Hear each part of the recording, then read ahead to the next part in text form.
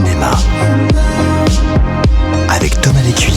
Et dans Mardi Cinéma Le Mag, nous parlons notamment ce matin de la 30e édition du Geneva International Film Festival, le GIF, qui se tiendra du 1er au 10 novembre prochain, célébrant 3 décennies d'exploration au-delà du cinéma traditionnel avec un programme mêlant films, séries TV, installations numériques et interactives. Le festival s'impose comme un lieu de rencontre entre cinéma, télévision et innovation, porté par une forte dimension internationale. Le GIF attire un public avide de nouvelles expériences audiovisuelle.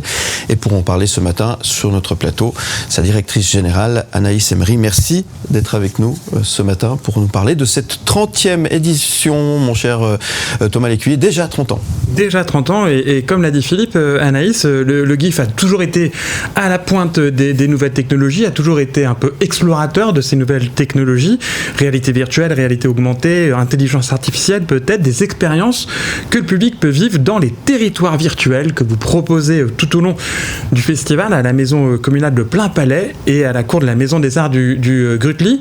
Qu'est-ce que le public peut expérimenter dans ces territoires virtuels ? Eh bien, dans ces territoires virtuels, on propose, a priori, de toute façon, en première vue, déjà des visions d'artistes, des histoires, des fictions. Et ces nouvelles technologies, que ce soit l'interactivité ou la capacité d'être immergé, proposent en fait aux spectateurs la capacité de changer un peu de rôle. On n'est plus seulement inactif assis dans une salle, mais on peut aussi participer à l'histoire, au monde, faire des choix qui ont une influence sur le déroulement de l'histoire, et puis véritablement aussi pouvoir en 360 degrés, être totalement immergé dans une fiction. Est-ce que du coup, changer le rôle du spectateur, c'est pas aussi changer le rôle du cinéma ? C'est-à-dire qu'on devient plus seulement spectateur, mais acteur ou réalisateur de sa propre histoire en tant que spectateur ? C'est une excellente question qu'on se pose aussi. Spectateur, très bonne synthèse. Mais en réalité, le cinéma aussi est immersif.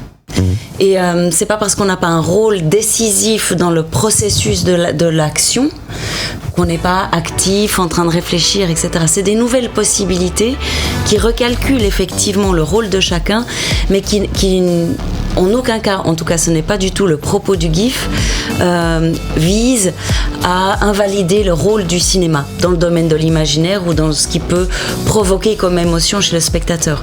Par contre, c'est vrai que ces nouvelles technologies sont véritablement intéressantes et qu'elles proposent aujourd'hui des choses qui sont absolument, je dirais, éblouissantes et qui valent la peine d'être expérimentées.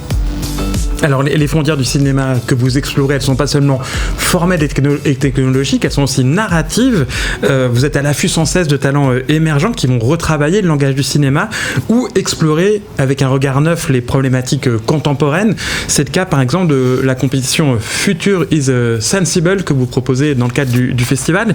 Une sélection de films qui abordent justement les questions des possibilités d'un futur qui vont nous attendre. Il y a notamment la réalisatrice française Audley Arapin qui présente un film de science-fiction français au casting 100% féminin avec notamment Adèle Exarchopoulos et Souela Yacoub, Planète B. Qu'est-ce que vous avez envie de défendre ou de proposer comme message à travers cette compétition à la thématique assez disruptive puisqu'on parle vraiment des possibles futurs qui nous attendent?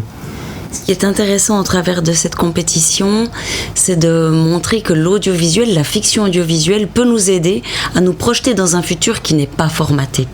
Et je pense sincèrement que le fait d'avoir une vision pour le futur nous aide aussi à nous comporter dans notre présent et que cette originalité, cette capacité des spectateuristes d'être au contact de visions vraiment originales peut changer notre façon de nous comporter. Et je pense que le Planète B est un excellent exemple parce qu'il montre à quel point dans un domaine, la science-fiction, c'est un domaine dans le cinéma qui est souvent très mainstream, on peut arriver avec des propositions de qualité, avec des castings de premier plan et qui sont totalement nouvelles. D'ailleurs, dans le film que vous évoquez, Planète B, des activistes du climat se retrouvent rééduqués dans un monde virtuel. Donc il y a un lien très fort aussi avec le GIF. Ça fait, oui, la boucle est bouclée entre les territoires virtuels que vous proposez d'explorer et la thématique de ce film. Alors, il y a aussi des invités prestigieux pour ces 30 ans. Vous célébrez ces 30 ans, notamment avec Léos Carax, qui va venir faire une masterclass, c'est ça? Absolument. On offre un focus à Léos Carax qui viendra présenter son dernier essai cinématographique qui s'appelle C'est pas moi. Et ensuite, il y aura une heure de conversation dialoguée avec lui. C'est un cinéaste qui montre qu'on peut rester dans la forme classique du cinéma, mais quand même repousser sans arrêt ses limites. Léos Carax, que ce soit formellement ou narrativement, chaque film est une expérience immersive. On pourra retrouver ces films aussi au programme du GIF ou... On fait un focus de quelques films sur lui, 4 exactement. Et puis effectivement, c'est l'exemple parfait d'un cinéma qui reste inventif, immersif et inspirant. Alors le débat pourrait faire durer des heures entre mes collègues critiques et puis peut-être mes collègues autour de cette table. Vous êtes un des rares festivals de cinéma qui fait une place très belle aux séries. Le débat pourrait se poser, est-ce que les séries c'est du cinéma? On pourrait en discuter. Vous allez notamment avoir la première de la série événement 100% suisse Winter Palace qui débarquera dans quelques mois je crois sur les écrans de la RTS. Pourquoi ce choix d'aller défendre ce format sériel qui possiblement peut éloigner les gens des salles obscures? La production télévisuelle est au centre de l'ADN du GIF.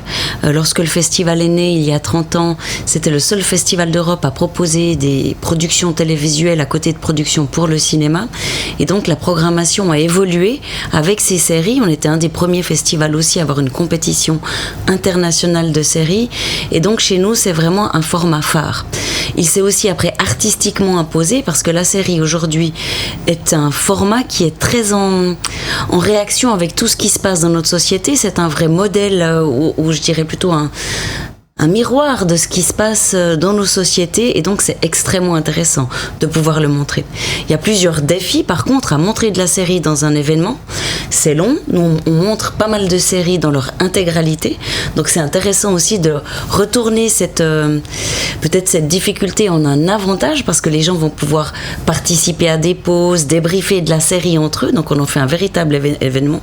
Et pour les séries qu'on présente dans la compétition internationale, on montre 1 ou 2 épisodes et ensuite le public reçoit un lien privatisé, géobloqué, pour voir la compétition dans son intégralité.